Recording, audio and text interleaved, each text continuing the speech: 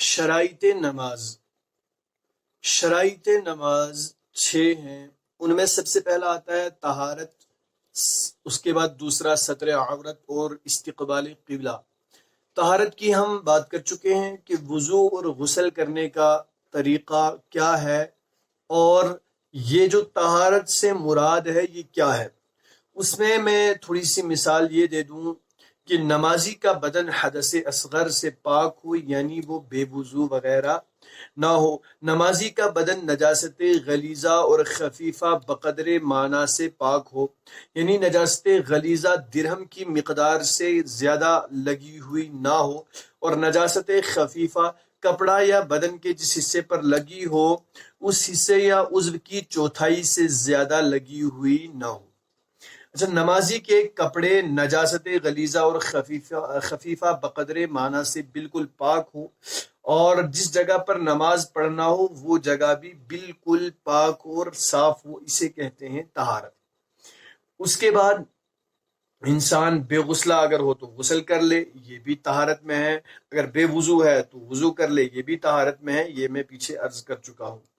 اس کے بعد بات آتی ہے استقبال قبلہ کی، یہ ستر عورت کی. اور ستر عورت میں ہم اگر لے لیں ستر عورت کا مقصد اور مطلب اور مفہوم کیا ہے. اس کا مفہوم یہ ہے، اس کا معنی یہ ہے کہ چھپانے والی جگہ، یعنی جس جگہ کو چھپایا جائے، جسم کا جو حصہ ہے کس حصے کو کتنا چھپایا جائے اور کیا کیا جائے، اس کا یہی مقصد ہے کہ کیا کہاں سے کہاں تک لے کر کے چھپایا جائے. تو یاد رہے، عورت کو سر سے لے کر کے پاؤں تک پورا جسم ڈھانپنا، سوائے چہرے، ناک، آنکھیں اور اپنے کیا کہتے ہیں کہ ہاتھ، اور ساتھ میں اپنے پاؤں کی تلیاں، پاؤں کے تلوے، یہ جگہ جو ہے ڈھانپنا اس پر فرض اور واجب نہیں ہے، بلکہ باقی پورا جسم ڈھانپنا اس پر واجب ہے.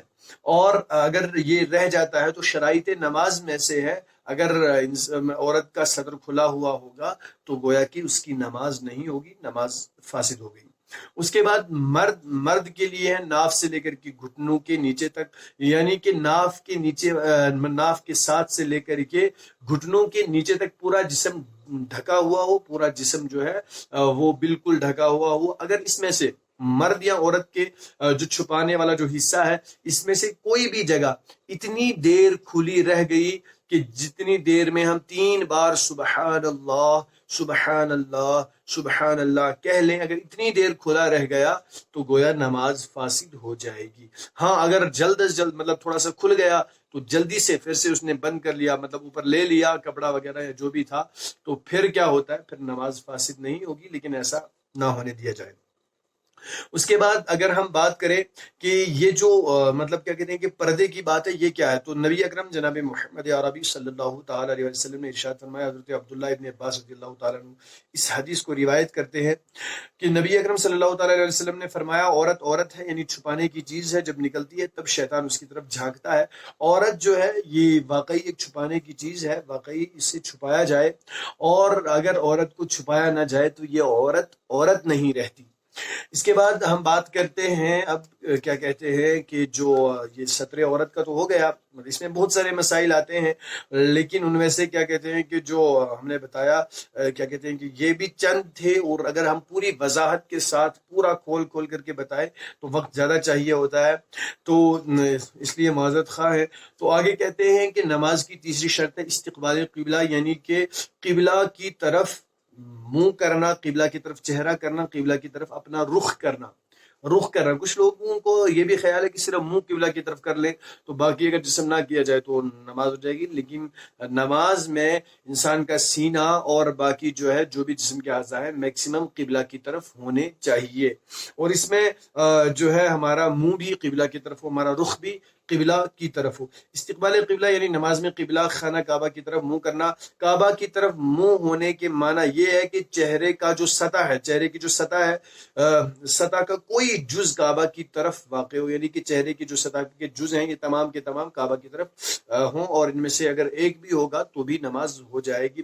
اس کے ساتھ ساتھ میں مسئلہ یہ آتا ہے کہ قبلہ کی طرف ہمارا منہ نہیں ہے، اگر ہمارا منہ تھوڑا سا ہٹ جاتا ہے، اگر یہ 3 بار سبحان اللہ کہنے کی مقدار کے برابر ہٹا ہوا رہا یا ہمارا سینہ قبلہ کی طرف سے ہٹا ہوا رہا تو ہماری نماز فاسد ہو جاتی ہے۔ ہاں اگر 3 بار سبحان اللہ کہنے کی مقدار سے کم عرصے میں ہم نے جلد از جلد ہٹا لیا تو ہماری نماز ہو گئی۔ یہ خیال رہے کہ اگر انسان کہیں پر جاتا ہے، مثال کے طور پہ کسی بیابان علاقے میں جاتا ہے، کہیں جنگل میں جاتا ہے وغیرہ وغیرہ، کہیں پر بھی چلا جاتا ہے، قبلے کا پتہ نہیں ہے، مسجدیں نہیں ہیں، محراب نہیں ہے، تو وہاں پر اس انسان کے لیے یہ علاج ہے کہ اگر وہاں پر کوئی بندہ جانکار بھی نہیں ہے تو اس انسان کے لیے یہ ہے کہ وہ انسان تحری کرے، یعنی کہ آفتاب وغیرہ کا بھی اسے معلوم نہیں ہے کہ کس طریقے سے کہاں کس طرف میں قبلہ ہو سکتا ہے، نہ ہی آفتاب کے ذریعے سے جان سکتا ہے، نہ ہی ستاروں کے ذریعے سے، اور نہ ہی وہ انسان وہاں پر کسی انسان سے پوچھ سکتا ہے کیونکہ وہاں پر کوئی جانکار انسان موجود نہ ہو۔ تو پھر یہ آتا ہے کہ انسان تحری کرے، یعنی اپنے ذہن میں یہ گمان کر لے کہ کہاں کی طرف قبلہ ہو سکتا ہے، تو جہاں کی طرف اس کا دل جم جائے وہاں کی طرف مڑ کر کے وہ نماز ادا کرے، اس کی نماز ہو جائے گی۔ بات ہو رہی ہے استقبال قبلہ کی۔ اگر نمازی نے قصدن جان بوجھ کر کے قبلہ کی طرف سے منہ ہٹا لیا یا اپنا سینہ پھیر دیا جان بوجھ کر کے قصدن بلا کسی عذر شرعی، تو ہوتا ایسا ہے کہ اس انسان کی نماز فاسد ہو جائے گی۔ ہاں اگر خود سے پھر گیا، پتہ نہیں رہا، خیال نہیں رہا، تو پھر اس کی نماز ہو جائے گی اگر اس نے 3 بار سبحان اللہ کہنے سے پہلے یہ کر لیا۔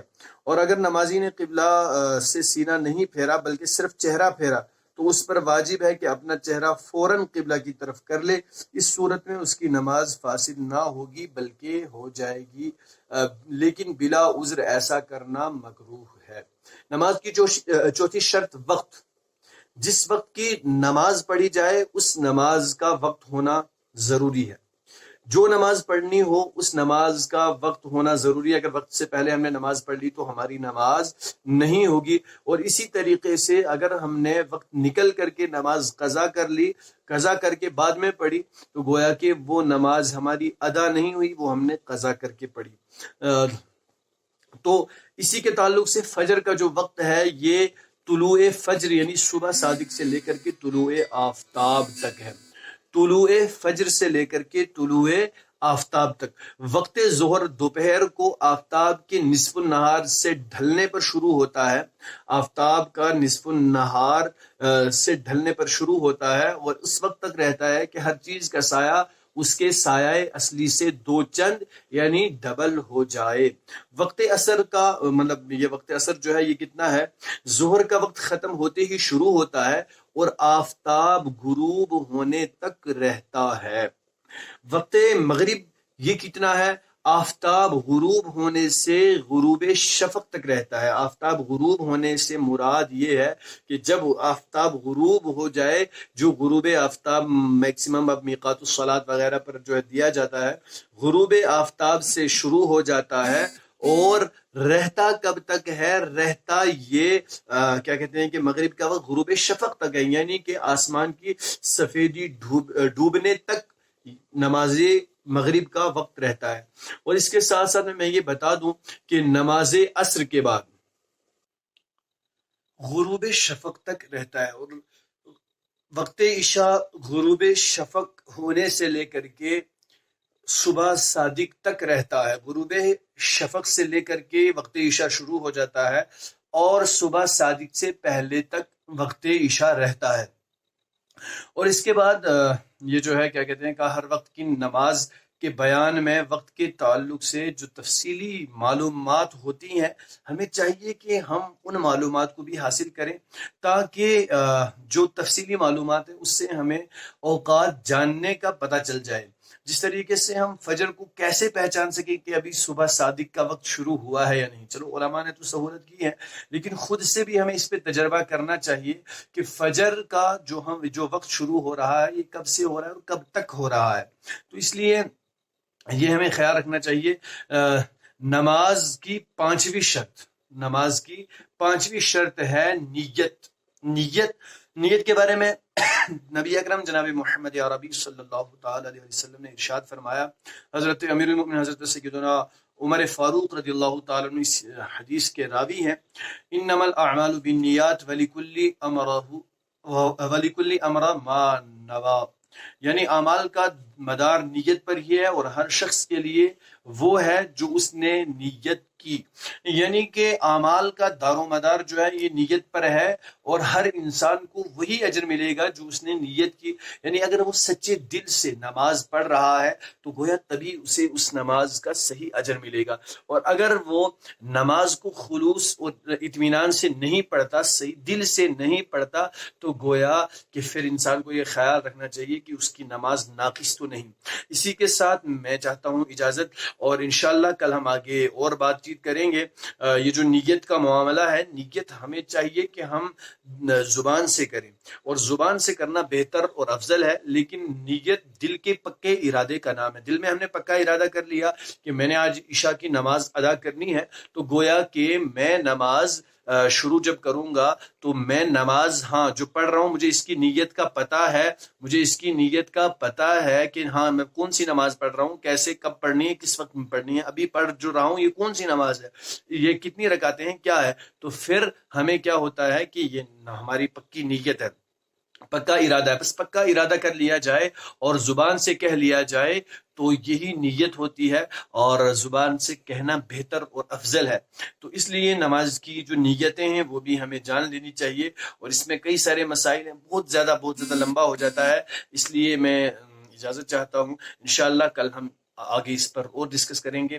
آپ سبھی سے یہ گزارش کی جاتی ہے کہ یہ جو معلومات آپ تک پہنچائی جاتی ہے، اس میں بڑی محنت لگتی ہے، بڑی مشقت لگتی ہے، اگر ہو سکے تو اسے شیئر کریں، اپنے دوستوں کو بھی یہ سنائیں تاکہ وہ بھی کچھ حاصل کر سکیں، اور اگر کوئی غلطی خامی رہ جاتی ہے تو وہ آپ ضرور ہمیں کمنٹ باکس میں بتا دیں، یا ہم سے رابطہ کر کے ہمیں آپ بتا سکتے ہیں۔ تو مجھے اجازت دیجیے، اپنی دعاؤں میں یاد رکھیے گا۔ السلام علیکم ورحمۃ اللہ وبرکاتہ۔